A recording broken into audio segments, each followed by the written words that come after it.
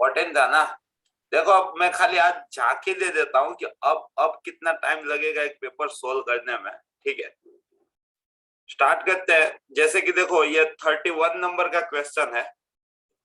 इसके अंदर आपको क्या बोला है, इसकी इस पे इमेज।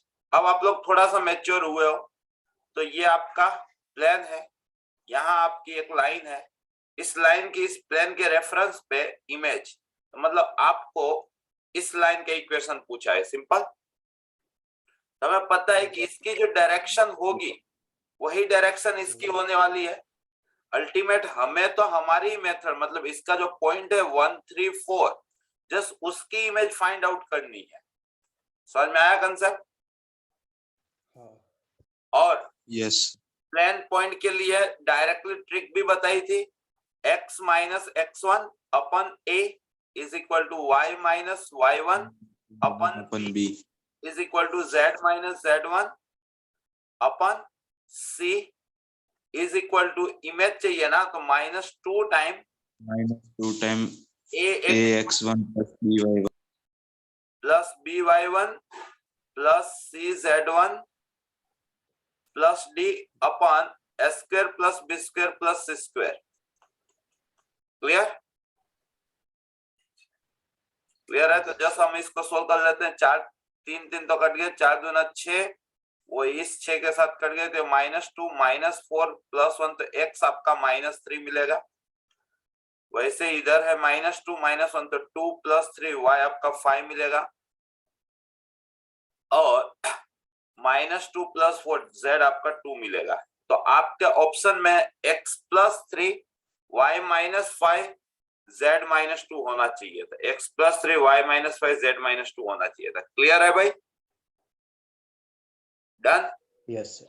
मान लो कि किसी बंदे को कुछ नहीं आता है, मान लो कि ये इमेज की ट्रिक नहीं आती, वैसे तो होगा नहीं कि नहीं आती होगी क्योंकि लाइन तो हम लोग काफी बेहतर किए थे, लेकिन फिर भी मान लो कि नहीं आती है, तो उस बंदे को क्या करना चाहिए, ये फिगर विजुअलाइज करके, और पता चलेगा कि भाई डायरेक्शन तो सेम रहेगी, जस्ट पॉइंट की इमेज हमें लेनी है। ये बेसिक कंसेप्ट लगना चाहिए। इसका पॉइंट का इस प्लेन से डिस्टेंस खोज लो, ठीक है, और ऑप्शन वाले पॉइंट का प्लेन से डिस्टेंस खोज लो। क्लियर? अब जिनमें सेम आ जाए वो आंसर, किसी का वो भी लॉजिक नहीं चला, तो ऑप्शन वाले पॉइंट का और इसके पॉइंट से डायरेक्शन बना लो, उसकी इसके नॉर्मल के साथ डॉट प्रोडक्ट 0 बना लो, या तो ऑप्शन वाले पॉइंट लाइन के पॉइंट का मिड पॉइंट इसके अंदर सेटिस्फाई कर दो। इतने सारे रास्ते रहते हैं इमेज के लिए, और इमेज ऑलवेज बोर्ड जेई हर साल इंपॉर्टेंट रहता है। क्लियर? क्लियर है भाई? अब देखो ये क्वेश्चन काफी लेंथी बना होगा अगर किसी ने सोल्व किया होगा तो, ठीक है। इसके अंदर ये तो फिक्स बात हो गई थी आपकी कि भाई 1 + ax + bx²। क्लियर? और जब आप इसका एक्सपांशन करते हो तो इसकी मैं जनरल टर्म यहाँ पे लिख देता हूँ। इसकी आप जनरल टर्म या तो नॉर्मल एक्सपांशन कर लो ना, 18c0 minus 18c1 into 2x, आपको x4 तक जाना है ना, plus 18c2 into 4x² minus 18c3 into 8x³ plus 18c4 into 16x4। ऐसा होता जाएगा इसका एक्सपांशन। उसमें if the coefficient of x³ and x4 in the expansion of are both 0, तो कोएफिशिएंट ऑफ x³ कैसे बनता, तो भाई ये 1 इसके किसके वाले के साथ मल्टीप्लाई होता तो x³ बनाता, तो इसके साथ यहाँ पे -18c3 इंटू 8 आता। ये ax किसके साथ, तो भाई इसके साथ, तो यहाँ पे plus 18c2 into 4 into a आता। और ये bx², तो इसके साथ, तो यहाँ पे -18c1 इंटू 2 इंटू b आता। क्लियर? वैसे ही कोएफिशिएंट ऑफ x4 कैसे बनता है, x4, तो भाई ये 1 जो है इसके x4 वाले के साथ मल्टीप्लाई होता, तो तो मतलब 18C4 यहाँ पे x4 तो नहीं 16 ये आता, ये x तो क्यूब वाले के साथ तो यहाँ पे -18C3 इंटू 8 इंटू a आता, और यहाँ पे bx² तो इसके साथ तो यहाँ पे plus 18C2 into 4 into b आता। क्लियर? Yes sir. अब हमें बोला है कि भाई ये दोनों क्या है, जीरो है, मतलब this one is equal to zero, this one is equal to zero. फिर इसको बहुत तगड़ा वाला सोल्व करना पड़ेगा। किए हो कि करूं? किए हो भाई कि कर ले? देखो करते ही है। तो हर एक में 18 से चल रहा है तो उसके 18 तो कॉमन लेके कट जाएगा, तो यहाँ पे बचेगा -17 इंटू 16 इंटू 8/6 यहाँ पे, प्लस यहाँ पे 18 चला गया है 17/2 इंटू 4a, यहाँ पे 18 चला गया है तो 2b इज इक्वल टू 0। ठीक है, तो यहां से आप 2 कॉमन लेके भी काट दो, तो ये हो जाएगा 4, ये हो जाएगा 8 और ये हो जाएगा 3। 2 कॉमन लेके काट दिया है मैंने, तो 17 8 17 इंटू 8 कितना होता है? 8 7 56, कैरी आई 5, 8 1 8 5 13 -136 इंटू 4 करना पड़ेगा ना वापस।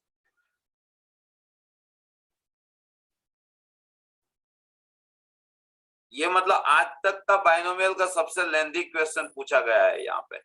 17 इंटू 32 कैरे 3 51 34, तो ये 4 ये 4 ये 5, तो ये -544/3 plus 17a minus b is equal to 0। तो यहां से अपने को मिलता 17a minus b is equal to 544/3।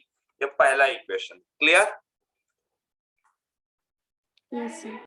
Okay, same kind से आप दूसरा इक्वेशन बनाओगे यहाँ पे, फिर उन दोनों को एलिमिनेट करोगे, ए और बी का इक्वेशन आएगा, आपका आंसर आएगा। या तो आप ऑप्शन वेरीफाई कर लो, यहाँ एक ही इक्वेशन से आप ऑप्शन वेरीफाई कर लो, तब भी आपका आंसर आ जाएगा। देखो सबसे पहली में ट्राई, 2 16 दिख रहे हैं और 2 14 दिख रहे हैं। ठीक है, तो मैं 16 पे किया तो a के बदले 16 रख दिया, तो ये 17 इंटू 16, तो 17 का स्क्वायर 289, उसमें से 17 माइनस कर दो, तो ये हो गया 2, ये हो गया 7, ये हो गया 2, तो ये हो गया 272, a के बदले 16 रखा है, -544/3 इज इक्वल टू आपका b होगा। तो 2 3 6, 2 7 3 7 21, 3 2 6 7, 716 में से 544 जाए तो 6, तो यहाँ पे 2, यहाँ पे 11, तो यहाँ पे 7 और 6, सर 816 होगा वो। 816 होगा वो। ओके ओके ओके, तो यहाँ पे 272/3, तो 16,272/3 ज्यादा मतलब फास्ट आएगा। बाकी अगर आप इसको वापस सोल्व करोगे, दोनों को एलिमिनेट करने जाओगे तो और टाइम कंज्यूमिंग होगा। क्लियर है? यस। एक इक्वेशन बना के उसको ऑप्शन वेरीफाई कर लो, लेकिन ये मेथड ध्यान में रखना, ये मेथड बहुत बार आएगी। मतलब कि जैसे ही आप, अभी तो क्या है कि साल का एक पेपर हो रहा है ना, जैसे ही हम 2019 में जाएंगे साल के 16 पेपर होंगे, और 2020 में तो 32 पेपर हो जाएंगे, तो मतलब ध्यान रखने का है वो। नेक्स्ट क्वेश्चन, ये 33 सबसे बन गया होगा मे भी। ठीक है, यहाँ पे बार बार देखो एक चीज आपको दिखा रहे हैं, x minus box x minus, ये भी मेथड इंपॉर्टेंट है, इसको आप t ही मान के चलो।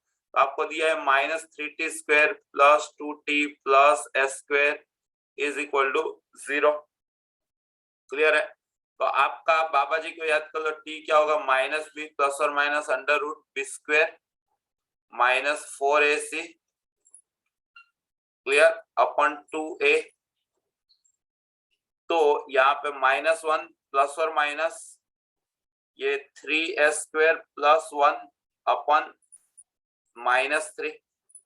क्लियर है, ये आपका t मिलेगा, माइनस भी था ना। ओके, ये आपका t मिला। अब t जो है, t मतलब x माइनस बॉक्स x, जिसको आप फ्रैक्शन x बोलते हो, इसके बारे में आपको पहले से पता है कि ये क्लोज ओपन 0-1 के बीच में लाई करता है। x माइनस बॉक्स x का ग्राफ याद करो, ऐसा आता था। फ्रैक्शनल x लिमिट के अंदर मुलाकात की होगी इसके साथ। क्लियर है, या तो फंक्शन ग्राफ में ही आ गया होगा। तो मतलब कि ये जो चीज है 0 या तो उससे बड़ी होगी और 1 से छोटी होगी। 3 से मल्टीप्लाई करोगे तो 0 या तो उससे बड़ी होगी और 3 से छोटी होगी। नेगेशन करोगे तो -3 या उससे बड़ी होगी और 0 से छोटी होगी। 1 ऐड करोगे तो -2 या उससे बड़ी होगी और 1 से छोटी होगी। तो अपने को इतना मिलेगा। क्लियर है, इसका स्क्वायर करोगे तो 0 या तो उससे बड़ी होगी और 4 से छोटी होगी। क्या, 3s² प्लस 1। 1 माइनस करोगे तो -1 या उससे 3s² बड़ा होगा और 3 से छोटा होगा। अब स्क्वायर है, अल्टीमेट आप यहाँ 0 लिख सकते हो। तो 3 से s² जो है वो 1 से छोटा होगा, तो mod a जो है वो 1 से छोटा होगा। क्लियर है, तो मतलब -1 से 1 के बीच में होना चाहिए। अब -1 से 1 के बीच वाला ऑप्शन देखने जाओ तो एक ही बन रहा है आपका 0 पे। यहाँ पे कुछ क्रिटिकल मतलब आता होगा कि 0 हम नहीं ले सकते हैं। ए, क्लियर है? यस। Okay, next. अब देखो 34, ये कहानी भी आपको बाय डिफॉल्ट आती होनी चाहिए कि A क्रॉस B, एडवांस में भी आ चुकी है कहानी। B क्रॉस C और C क्रॉस A जो है ना, ये होता है, क्या होता है, ABC का स्क्वायर। ये आपको पता होना चाहिए। ठीक है, कैसे, तो वही कहानी समझ लो ना। ये मतलब बॉक्स है, बॉक्स का मतलब डॉट और क्रॉस, तो A bar cross B bar dot, यहाँ पे B bar cross C bar cross C bar cross A बार, ऐसा दिया है आपको। क्लियर है? अब देखो, ये पूरा आपका एक वेक्टर हुआ पूरा, तो आप यहाँ पे VTP लगा सकते हो, vector triple product. Vector triple product आपको पता होना चाहिए, A bar cross B bar cross C बार। ये आप पूरा एक वेक्टर मान लो और इन दोनों को सेपरेट मान लो। तो क्या होता है, पहला तीसरे के साथ तब बाहर दूसरा, माइनस पहला दूसरे के साथ तब बाहर तीसरा, ये वाली condition.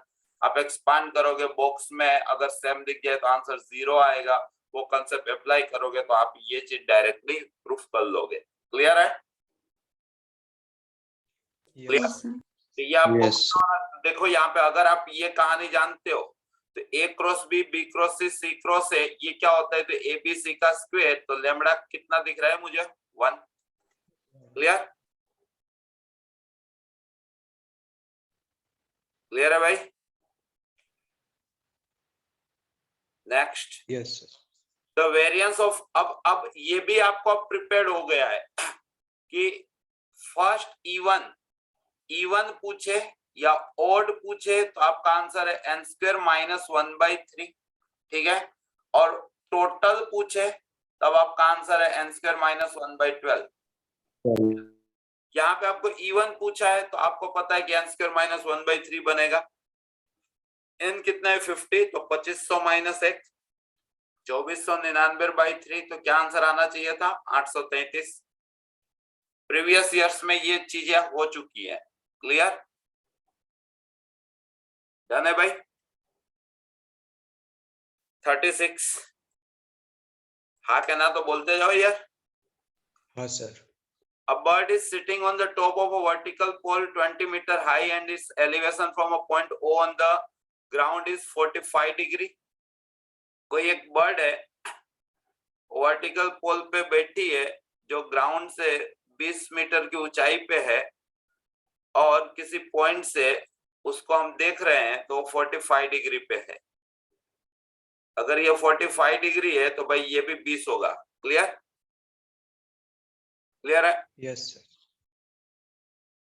It flies of horizontally straight away from the point O। Yes sir. अब ये भाई उड़ा, ठीक है। After 1 second the elevation of bird from O is, अब भाई यहाँ पे पहुंच गया 1 सेकेंड में। मान लो कि उसने D जितना डिस्टेंस काटा है, उसकी वजह से ये एंगल अब उसका घट के कितना हो गया 30 डिग्री।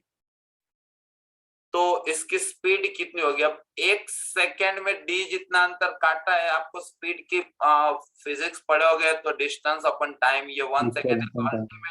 आपको D ही पूछा है, जो आपका D आएगा वही आपकी स्पीड आएगी। क्लियर? क्लियर? अब ये देखो, ये अपने से ज्यादा इंटेलिजेंट तो ये बर्ड है कि उसको पता है कि मैं ऐसे ही उड़ूंगी कि भाई ये डिस्टेंस 20 ही रहे। क्लियर सी बात है? तो यहाँ पे आप ये वाले ट्राइंगल में 30 डिग्री वाले ट्राइंगल में 10-30 लगाओ ना, आपका काम हो जाएगा। 10-30 मतलब 1/√3 is equal to opposite upon adjacent, ठीक है। So 20 plus D is equal to 20√3। So D is equal to 20 common √3 minus 1। ये कुछ आपका आंसर होगा, 20 कॉमन √3 माइनस 1। क्लियर है? Yes, sir. Okay yes. Okay, next 37। तो देखो यहाँ पे परफेक्ट स्क्वायर बनता हुआ आपको दिखना चाहिए था 1 4 4 4 1 4 4 1, ठीक है। ये 2 sin x/2 माइनस 1 का स्क्वायर है, स्क्वायर रूट कटेगा तो मोड लगेगा। क्लियर? पहला कंसेप्ट था ये। डन? Yes sir. अब आपको इंटीग्रेशन में बताया गया है कि मोड आता है तो उसके क्रिटिकल पॉइंट पे आप ब्रेक करो। तो भाई इसका क्रिटिकल पॉइंट कहाँ पे बन रहा है? तो sin x/2 जहां पे 1/2 होगा। अब x जो है वो आपका 0 से पाई के बीच में है, पक्की बात? तो x/2 आपका 0 से π/2 के बीच में होगा। क्लियर? अब sin x/2 को थीटा मानते हो तो 0 से π/2 के बीच में आपका थीटा होगा। sin थीटा आधा 0 से π/2 में कब होता है? तो आपको पता चला कि भाई π/6 पे होता है। क्लियर? क्लियर से बात है? तो मतलब सर ये शुरू से बताओ। यार ऐसे ढेर सारे सम किया होगा कि जब भी इंटीग्रेशन में मोड लगे, ठीक है। सबसे पहले तो ये देख लो कि ये परफेक्ट स्क्वायर है, 4 4 1 4 4 1, तो पहले का स्क्वायर रूट तो 2 sin x/2, मिडल की साइन तो माइनस, आखिरी का स्क्वायर रूट तो 1, उसका स्क्वायर रूट कटा तो मोड लगा। ये तेरा क्वेश्चन हुआ, पता चला? पता चला? हाँ सर। ओके। अब मोड आता है, जैसे कि हम लोगों ने ऐसे क्वेश्चन किए होंगे 1 2 3 x - 2 dx। तो ये किस तरह से हम सोल्व करते हैं? तो इसका क्रिटिकल पॉइंट 2 होता है, तो हम 1 से 2 प्लस 2 से 3। अब 1 से 2 में ये चीज देखेंगे कि नेगेटिव होगा तो ये माइनस ऑफ x - 2, और 2 से 3 में ये चीज पॉजिटिव होगा तो ये x - 2। इस तरह से हम इस टाइप के क्वेश्चन सोल्व करते हैं। एनसीईआरटी में भी 2-3 क्वेश्चन है ऐसे। डन? क्लियर? हाँ ओके, तो वही कंसेप्ट में यहाँ पे लगा। वैसे भी पता ही है मोड आएगा तो क्रिटिकल पॉइंट पे ब्रेक करना जरूरी है, क्योंकि वहां पे ग्राफ अपना डायरेक्शन चेंज करता है। तो यहाँ पे इसका क्रिटिकल पॉइंट खोजने के लिए मैंने बेसिक ट्रिग्नोमेट्री का यूज किया। इसका क्रिटिकल पॉइंट हो रहा है 2 sin x/2 - 1 is equal to 0। So 2 sin x/2 is equal to 1। So sin x/2 is equal to 1/2। Done? अब हाँ सर। अब अपना x जो है वो 0 से पाई के बीच में चल रहा है। x/2 किसके बीच में चलेगा? 0 से π/2। x/2 को थोड़ी देर के लिए थीटा बोलूं तो थीटा 0 से π/2 में है, तो थीटा sin थीटा 1/2 है तो थीटा π/6 है। x/2 क्या था? थीटा क्या था? x/2, तो x/2 π/6 है। तो x कितना हो गया आपका? π/3। आपको तो इंटीग्रेशन x के रेफरेंस पे करना है, तो आपका क्रिटिकल पॉइंट मिला है π/3। क्लियर? क्लियर है भाई? Yes. ओके। तो मतलब आपको इसमें ब्रेक करना था, 0 से पाई को ब्रेक करना था 0 से π/3 प्लस π/3 से पाई। क्लियर? अब देखना है कि कहाँ पे क्या है, तो 0 से π/3 का जाने दो, एक ही क्रिटिकल पॉइंट है तो साइन बदलेगा। मैं π/3 से पाई में इजीली वेरीफाई कर रहा हूं, मैंने π/4 रखा, सॉरी π/2 रखा, x के बदले क्या रखा, π/2, तो साइन π/4, साइन π/4 कितना हुआ, 1/√2 इंटू 2, तो अल्टीमेट क्या हुआ, √2 - 1, जो पॉजिटिव निकला अपने को। क्लियर, √2 - 1 डन है भाई। Yes, sir. x के बदले π/2 रखने से ये जो ब्रैकेट है 2 sin x/2 - 1 ये पॉजिटिव निकला, तो यहाँ पे मैं लिखूंगा 2 sin x/2 - 1, तो बट नेचुरल है, वे भी करो बोलेगा कि ये नेगेटिव निकलेगा, तो यहाँ पे मैं लिखूंगा 1 - 2 sin x/2 dx। Clear? Yes sir. अब इसके बाद इसका इंटीग्रेशन तो बच्चे बच्चे को आ जाएगा ना भाई, 1 का x होगा 2 sin x/2 का, मतलब sin x/2 का माइनस cos x/2, मतलब यहाँ पे देखो इसका होगा x minus minus plus, Yes, sir. आ जाएगा ना, तो जाने दो ना इसको। ओके, 38 आई होप सो कि अब मुझे कराने की कोई नीड नहीं है, सबको आता होगा। Yes. Okay, Yes. सर 39 भी गुजकेट में, सर हाँ बोल बोल बोल, सर वो साइन वाले में वो सेकंड क्वाड्रेंट में भी तो एक बार 1/2 होगा ना। सॉरी क्या हुआ, हाँ क्या इसमें क्या, वापस बोल। सेकंड क्वाड्रेंट में भी तो एक बार 1/2 होगा ना वो। सेकंड ले तो बेसिक समझा नहीं भाई, देख इसमें कंसेप्ट क्या था, क्रिटिकल पॉइंट खोज रहा था ना तू, तो 2 sin x/2 - 1, तो तूने बोला कि सर sin x/2 क्या हुआ, तो 1/2 हुआ, ठीक है। अपने को x दे के रखा है 0 से पाई, अपने को काम x/2 का है, तो 0 से x/2 हुआ π/2, ठीक है। अब x/2 को तू थीटा बोलेगा तो sin थीटा 1/2 हुआ, थीटा तेरा फर्स्ट क्वाड्रेंट में ही है, समझ में आया? वो तो बाद में तुझे x के रेफरेंस पे इंटीग्रेशन करना था, इसलिए तूने x में कन्वर्ट किया, बाकी इसका क्रिटिकल पॉइंट एक ही मिल रहा है, कौन सा, तो theta is equal to actual में मिल रहा है π/6, कौन सा मिल रहा है, π/6, ठीक है। लेकिन तुझे थीटा के रेफरेंस पे इंटीग्रेशन नहीं करना है, तुझे तो x के रेफरेंस पे इंटीग्रेशन करना है, तो थीटा क्या था, x/2, x/2 is equal to π/6, so x is equal to π/3, तो एक ही क्रिटिकल पॉइंट मिला π/3, किसके बीच में, 0 से पाई के बीच में, तो तूने एक ही बार ब्रेक किया 0 से π/3 और π/3 से पाई। आई होप सो कि अब समझ में आया होगा, इसीलिए तो मैं, हाँ सर आया। इसीलिए तो मैंने थीटा के अंदर एंट्री करवाई, बाकी मैं डायरेक्टली बोलता था तो और कंफ्यूजन होता कि सर 2 बार आएंगे, ठीक है। ऐसा यस सर। बोल रहे कि एकदम बेसिक के साथ जाना, ज्यादा हाई फाई कंसेप्ट लगाने जाओगे ना तो ऐसे ही डाउट आएंगे। क्लियर? ये 39 भी आई होप सो सबसे बन गया होगा, गुजकेट में आ चुका क्वेश्चन है ये। आपको देखो, आपको पूछा है बी डैश, किसी को भी थोड़ा सा भी कुछ सोचना नहीं है, क्या पूछा है, बी डैश।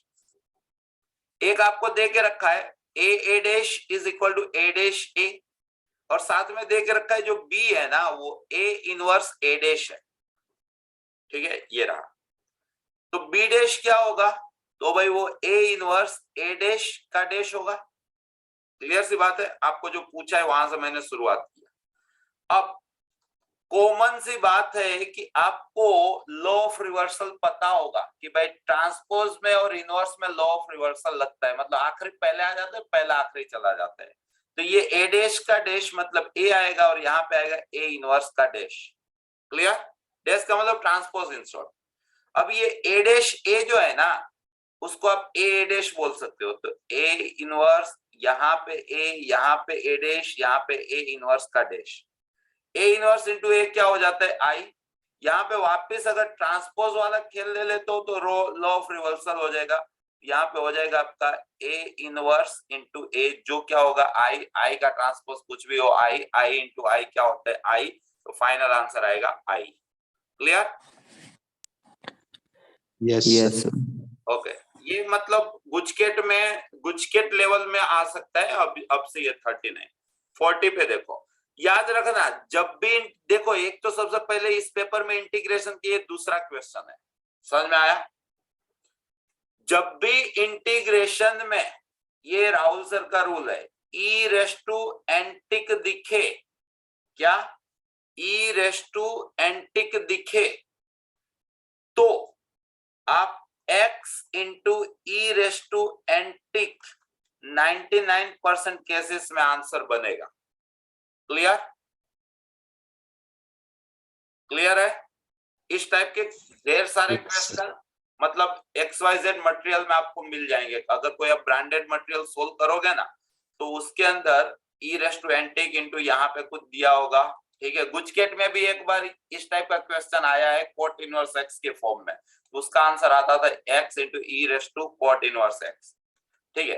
तो ये आप बेसिक फंडास लेके जाओगे कि भाई ऐसा दिखेगा तो हम ऐसा करेंगे, ज्यादा कंफ्यूज नहीं होंगे। ई रेस टू इंटू एक्स वो मेजोरिटी केस में या तो माइनस इंटू वो आंसर होगा। तो शुरुआत कहां से की जाती है इस टाइप के क्वेश्चन में? यहाँ पे ई रेस टू एंटिक दिखा तो मेरी शुरुआत होगी x into e raise to antic is equal to t. Clear? Clear है भाई? एज्यूम करने के बाद क्या होता है? डिफरेंशिएट होता है। तो पहला एज इट इज, दूसरे का डिफरेंशिएशन, तो x का 1 माइनस 1 अपन एक्स स्क्वायर कंपल्सरी, प्लस दूसरा एज इट इज, पहले का डिफरेंशिएशन x का dx तो t का dt। यहां से e raise to x plus 1 upon x common, ये x अंदर गया तो ये x माइनस 1 अपन एक्स है, उधर है plus 1 dx is equal to dt। अपने को देखो यही साथ से अपना क्वेश्चन है, x minus 1 upon x plus 1 e raise to x, तो मतलब अल्टीमेट अपने को दिया है dt, तो आंसर क्या है? t, तो आंसर है x into e raise to option 2। Clear? Yes, sir. Okay, ये थोड़ा सा दिमाग में लेके जाना। देखो इस टाइप के क्वेश्चन तो एकदम मतलब आप कई सारे वे से कर सकते हो, इनइक्वेशन से कर सकते हो, मॉड्यूलस से कर सकते हो और अंडरस्टैंडिंग से कर सकते हो। अंडरस्टैंडिंग ज्यादा प्रेफरेबल है। z is a complex number such that mod z, आपको ये पता है कि z minus z1 is equal to a circle दिखाता है, ठीक है। तो यहाँ पे mod z greater than equal to 2 का मतलब z minus 0 greater than equal to 2, मतलब ऐसा सर्कल के जिसका सेंटर ओरिजिन ले लो, रेडियस 2 ले लो, और ग्रेटर देन का मतलब उसका बाहरी इलाका। क्लियर? तो ये आपको बताया है। डन? अब आपको क्या पूछा है? z प्लस 1/2 की मिनिमम वैल्यू, तो इसके अंदर z प्लस 1/2 का मतलब जिसका सेंटर माइनस 1/2 हो, तो ये पॉइंट आपको -2,0 मिल रहा है, तो इसका जो है वो यहाँ पे आप करोगे कि सर ये तो -1/2,0 हो गया, तो भाई इसकी मिनिमम वैल्यू कितनी मिलेगी? इतनी। मैक्सिमम वैल्यू कितनी मिलेगी? इतनी। क्लियर है? क्लियर? तो ये कितना? -1/2 से -2, तो ये कितना भाई? 3/2, और ये कितना? तो ये 2 है और ये आधा है, तो ये कितना भाई? 5/2। क्लियर है? तो मतलब यहाँ पे आप देख सकते हो कि वैसे इसकी मिनिमम वैल्यू कितनी आ रही है? 3/2 आ रही है। इज इक्वल टू 5/2 रॉन्ग है, लाइज इन इंटरवल 1/2 सही है, स्ट्रिक्टली ग्रेटर देन 5/2 रॉन्ग है, strictly greater than 3/2 less than 5/2 ये रॉन्ग है। क्लियर? क्लियर है भाई? और बाकी Yes, sir. बाकी ट्रायंगल z પ્લસ 1/2 માંથી પોઈન્ટ બનાવી નાખવાનું -1/2,0 जो बहु बेसिक હોય છે આવું આપે ને z માઇનસ z1, આવું એક દિવસ મેં યાર તમને 2002 કે 2003 ના પેપર માં યાર દિલથી શીખવાડ્યું તો હતું, કયું? ઇક્વિલેટરલ ટ્રાયંગલ માટે z1 square plus z2 square plus z3 square is equal to z1 z2 plus z2 z3 plus z1 z3। આજે પ્રૂફ કર્યું હતું, એની અંદર મેં તમને ડિટેલમાં બતાવ્યું હતું કે આનો મતલબ શું થાય? આનો મતલબ થાય distance of z1 to z, z minus z1 નો મતલબ z1 નો z થી અંતર। ક્લિયર? સમજ? આ બિંદુ પથ જેવું છે, તને આપ્યું છે કે z છે ને આવું છે, તને માનાંક નો મતલબ તો ખબર ને? ઉગમ બિંદુ થી અંતર। ઉગમ બિંદુથી અંતર। તો આ એવા બિંદુઓ છે કે જેનું ઉગમ બિંદુથી અંતર 2 કે 2 કરતા વધુ હોય, તો ભાઈ તને આ વર્તુળ ખબર પડી ગઈ? વર્તુળનો બહારનો ભાગ। ક્લિયર? હા। હવે તને પૂછ્યું છે કે z પ્લસ 1/2 નું z પ્લસ 1/2 નું ન્યૂનતમ અંતર, then the minimum value of z plus 1/2. તો આની નાનામાં નાની કિંમત, નાનામાં નાની કિંમત, તો z plus 1/2 નો શું મતલબ? તો આ z minus -1/2 થયું. ક્લિયર? તો મતલબ z નું -1/2 થી નાનામાં નાનું અંતર કેટલું થાય? ખબર પડી?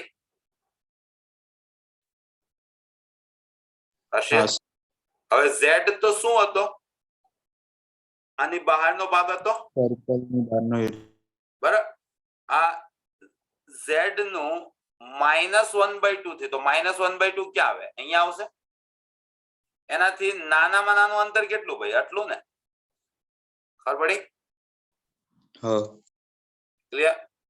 તો ભાઈ એ નાનામાં નાનું અંતર કેટલું મળ્યું આપણને? 1.5 મળ્યું. તો 1.5 કોની વચ્ચે આવે છે? તો -1 અને 1 ની વચ્ચે આવી જાય છે ને. હા, 1 અને 2 ની વચ્ચે. क्लियर? ये क्वेश्चन भी भाई सबने सोल्व कर लिया होगा। 42 एफ डैश एक्स आपको दे के रखा है, एफ डैश एक्स आपको दे के रखा है 1 और हर किसी मटेरियल में। ये CEE दिल्ली का रिपीट क्वेश्चन है। आपको जी डैश एक्स पूछा है, ये कितना होगा? G is the inverse function of F, मतलब G is the inverse function of F. तो G is equal to F inverse आपको ऐसा दिया है, तो मतलब एफ और जी आपका आइडेंटिटी दिया है। तो अगर आप इसको डिफरेंशिएट करोगे तो एफ डैश जी इंटू जी डैश आपका 1 होगा। ठीक है, तो आपको जी डैश पूछा है, तो G dash is equal to 1 over F dash G. F dash X 1 over 1 plus X 5 है, तो 1 ओवर एफ डैश जी बात है जो 1 प्लस जी रेस टू 5, ऐसा कुछ आंसर आना चाहिए। तो 1 प्लस जी रेस टू 5।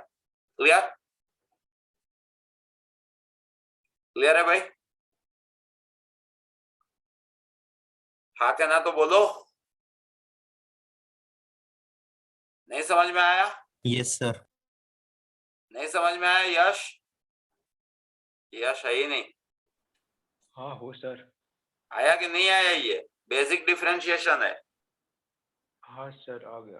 हाँ। ओके, देखो 43 दुनिया इसका देख लो। अच्छा है, ये वही वाला है भाई। मैं यहां से सीखा था कि भाई डिटर्मिनेंट्स में भी इस तरह से आप मल्टीप्लिकेशन कर सकते हो। लास्ट ईयर सीखा था मैं, लास्ट ईयर तो सेकंड लास्ट ईयर।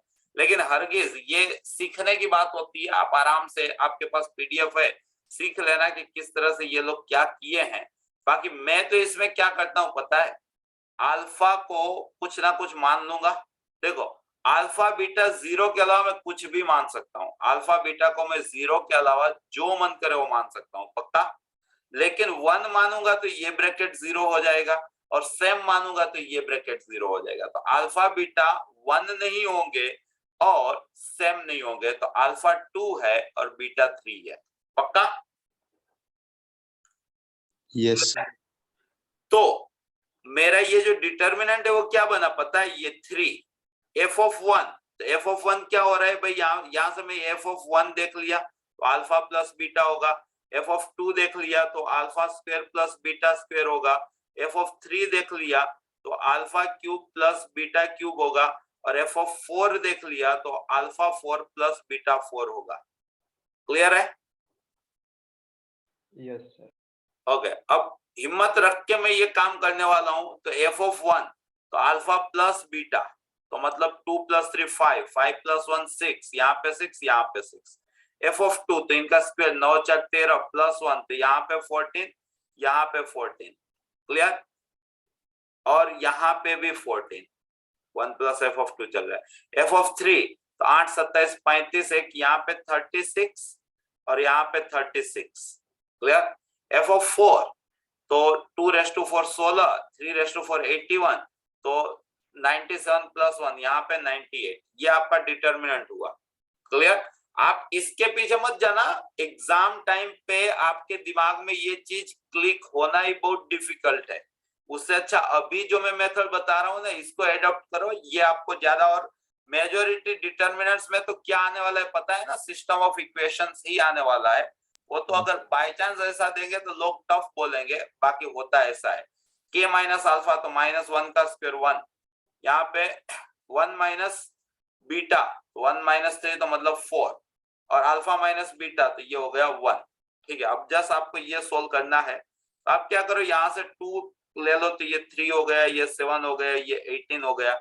यहाँ से भी 2 ले लो तो ये 7 हो गया, ये 18 हो गया, और ये 49 हो गया। ठीक है, तो ये 2 इस 4 के साथ चला गया, तो आपको k की वैल्यू मिल गई। आपको k की वैल्यू ही पूछिए, तो जस्ट आपको ये डिटरमिनेंट सोल्व करना है। जो भी इसका आंसर है वो आपका आंसर है। तो आप क्या कर रहे हो, माइनस कर दे रहे हो, तो ये 0 हो गया, ये 1 हो गया, और ये 4 हो गया। क्लियर है ना? वो सब आपको डिटरमिनेंट्स आता है, अब हो सके उतना इसको इजी बना के सोल्व करो ना। आप इसमें क्या कर रहे हो, डबल माइनस कर रहे हो, तो ये 1 हो जाएगा, ये 6 हो जाएगा, 28 तो ये 21 हो जाएगा। क्लियर है? Yes okay. और आप क्या कर रहे हो पता है, इसको इधर माइनस कर दे रहे हो, तो ये 2 हो जाएगा, ये 0 हो जाएगा, और ये -7 हो जाएगा। क्लियर? अब आप सोल्व कर लो यार। तो 21 में से 24 जाए -3 तो ये -6 हुआ, 0 तो आएगा नहीं 1 के साथ, ये 0 जाए, ये +7 हुआ। ठीक है, तो 6 + 7 कितना मिला, 1, तो k की वैल्यू आपको आएगी 1। क्लियर? क्लियर है भाई? ओके, नेक्स्ट देखो, ऐसे ट्रिग्नोमेट्री से भी दुनिया डरती है। अपनों ने तो 11th में किया है ये वाला क्वेश्चन। यहाँ पे k है तो यहाँ पे 1/k है, यहाँ पे k है। जो वेरिंग होने वाला है ना वो f4 f6, तो k वेरिंग होने वाला है, x को तो कुछ लेना देना है नहीं, तो x को मैंने 0 ले लिया, तो fk 0 मुझे मिला 1/k, sin 0 0 हो गया, cos 0 1 हो गया, तो ये मिल गया। अपने को f4 माइनस f6 पूछा है, तो ये 1/4 माइनस 1/6, 6 माइनस 4 2/24, तो आंसर आएगा 1/12। क्लियर है? Yes sir. ओके, नेक्स्ट यहाँ पे देखो अल्फा, ये अच्छा क्वेश्चन था। इस पेपर की इंटरेस्टिंग चीज क्या है पता है, जब ये पेपर हुआ था ना, एक के अपने स्टूडेंट का 111 आया था 120 में से, मतलब ये एक अचीवमेंट थी, ये एक अचीवमेंट थी। ठीक है, दूसरी अचीवमेंट क्या थी कि पेपर जिस दिन हुआ था उसी दिन मैं यहाँ से कानपुर जा रहा था वाया कोटा, और कोटा में क्या होता है कि मेजोरिटी लोग यूपी बिहार के आते हैं। ठीक है, तो पूरी ट्रेन कोटा से जेई एस्पिरेंट से ही, मतलब कि जिन लोगों ने जेई उस दिन दिया था वो भर गई, क्योंकि पेपर होने के बाद सब लोग अपने गांव जाते हैं। तो ये पेपर मैंने चालू ट्रेन में पहली बार सोल्व किया है, तुरंत, मतलब पेपर पूरा हुआ होगा और आधा 1 घंटे के बाद मिला होगा, तो ये वो वाला पेपर है। यहाँ पे देखो, let alpha and beta be the roots of the equation, तो आपको पता ही है कि अल्फा प्लस बीटा क्या होगा, -b/a -q/p। Alpha into beta क्या होगा, c/a, तो मतलब r/p। ठीक है, तो यहाँ पे alpha plus beta upon alpha beta, तो -p कट गया, -q/r, आपको 4 दिया है तो q आपका -4r हो गया।